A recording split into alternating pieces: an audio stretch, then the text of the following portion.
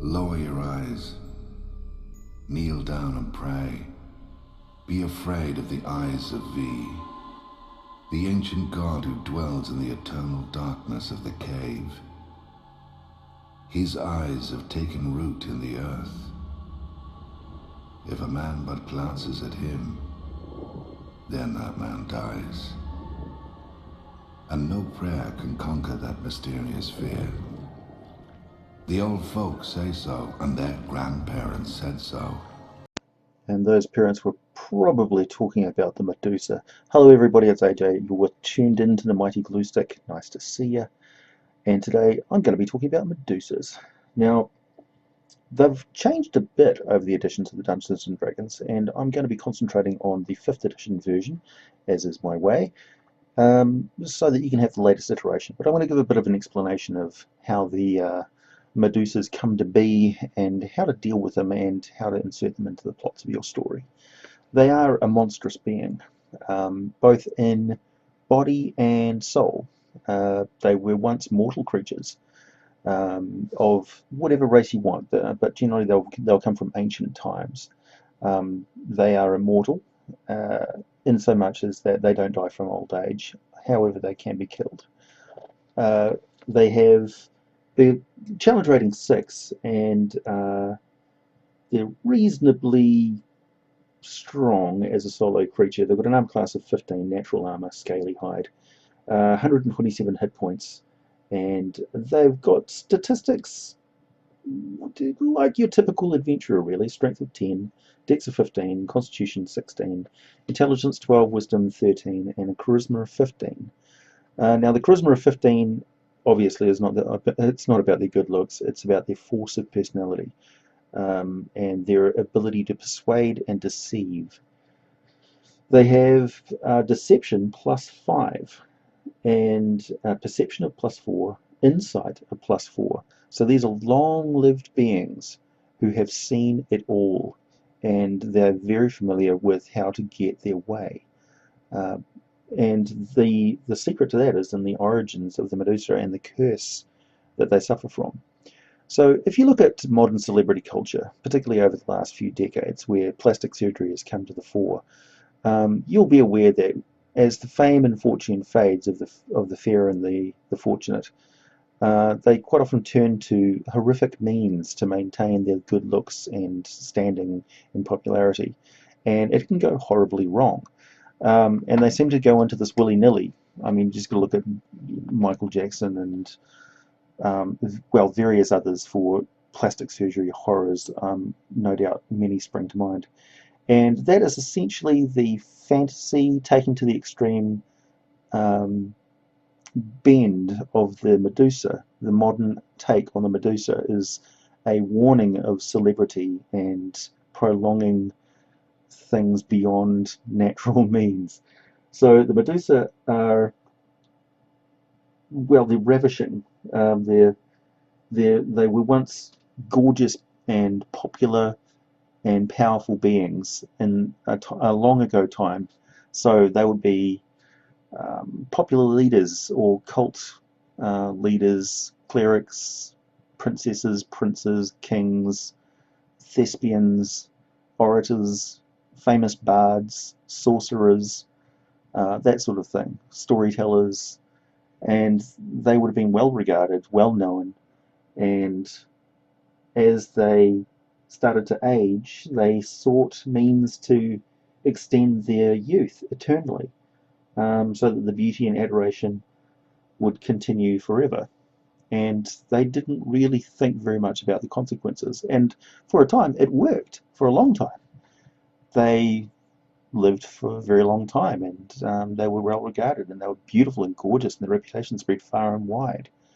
But then, inevitably, due to their sacrifices, due to their evil deeds, due to the chickens coming home to roost, the curse of the Medusa set in, and their lack of consequences, the age, the many years of self-serving, greedy desire for adoration, for people's eyes on them, turned cold and dark and twisted.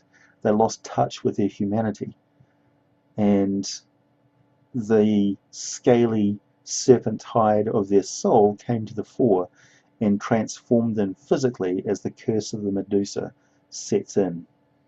So you could say that this is almost inevitable for most forms of immortality that are not granted by divine beings. Any sort of unnatural immortality done for solely self-serving means will result in this sort of affliction. So after however many years of living like a demigod among mortals, the price for the vanity and hubris is exacted, and they are forever transformed into Medusas. The hair turns into a nest of venomous serpents, and all who gaze upon the Medusa are petrified, becoming stone monuments to its corruption. Now, I like to think that whatever means it used to extend its life, that energy generally starts to wear out, and it starts to drain others around it, to the point where eventually, merely resting your gaze upon its eyes, your life force will be sucked out and into the Medusa, and your physical form turns to ash. It calcifies and petrifies as the very living essence of you is sucked out and goes into the Medusa to drive its unnatural life, whether it wants to or not. And so twisted and terrible is this hunger that the Medusa can't even turn it off upon looking upon itself in a reflective surface, and will actually die as it recurs, as the recursion occurs, and it sucks its own life force and dies where it stands and turns into a statue. So the Petrifying Gaze, of course, is the most terrifying attack of the Medusa, and it's got a 30-foot range, and of course it revolves largely around your attention being on the Medusa. So if you're aware that the Medusa can turn you to stone with its gaze, you can avert your gaze and go into combat blind, with all of the penalties that implies. Fighting blind is no joking matter. It's extremely hard to do and will probably get you killed unless you have some sort of area attack or means of affecting a wide area, because most of your attacks are going to miss. The Medusa, of course, thrives on this, and if you have a Medusa with a class level in Rogue that can do sneak attacks, you are screwed. So I would bump up the challenge rating somewhat on that regard. And there's no reason why you wouldn't give the Medusa class levels in some sort of profession, because they were once mortal beings. So they may have been bards or assassins or whatever you like. Spellcasting abilities, certainly. So I would consider the Medusa that you see here as the base level of monstrous lawful evil. Now they're lawful evil because they're selfish, and they have a very fixed view of what they think the universe should be, and everyone has to conform to it. They are tyrants.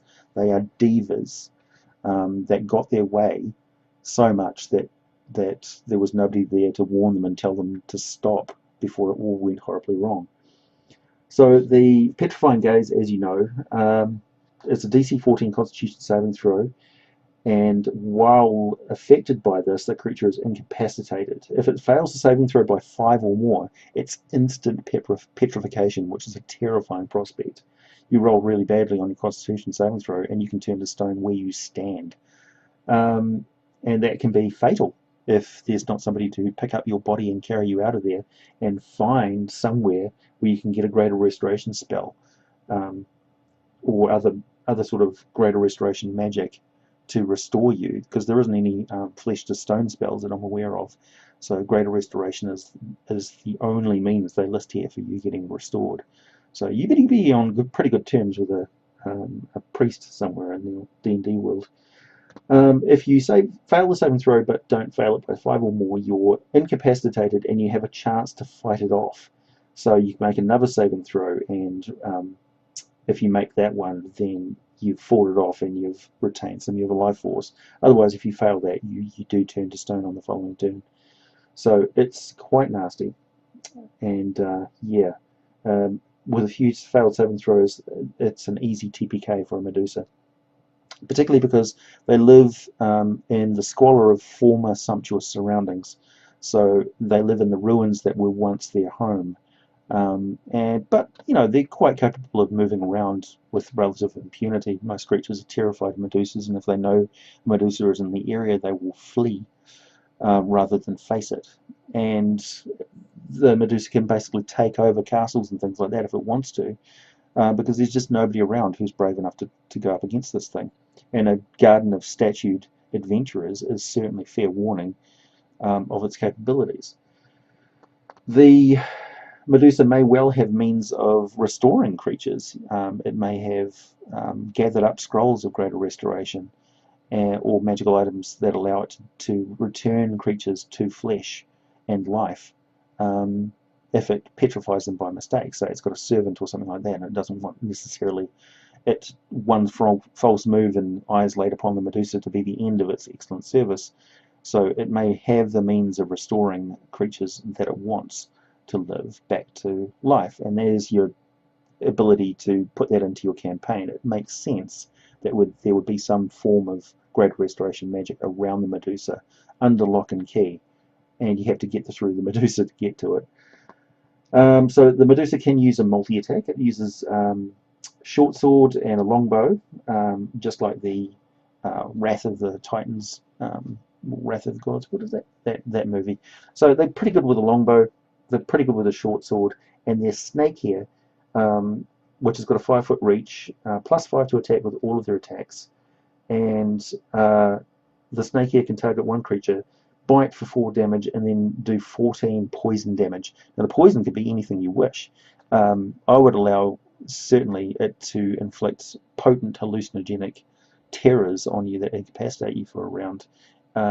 If it's a fairly easy challenge and you haven't added class levels and things like that to the Medusa, certainly add a few effects to that poison, because I would imagine the poison of the Medusa would be quite fearsome. In ancient myths and legends, the blood of Medusa is capable of summoning monsters itself. It's so cursed and foul.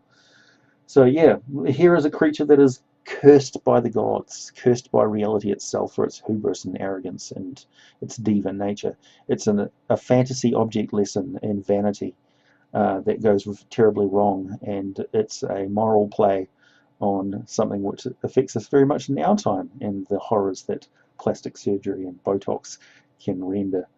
So yeah, Medusa, very good in your campaign.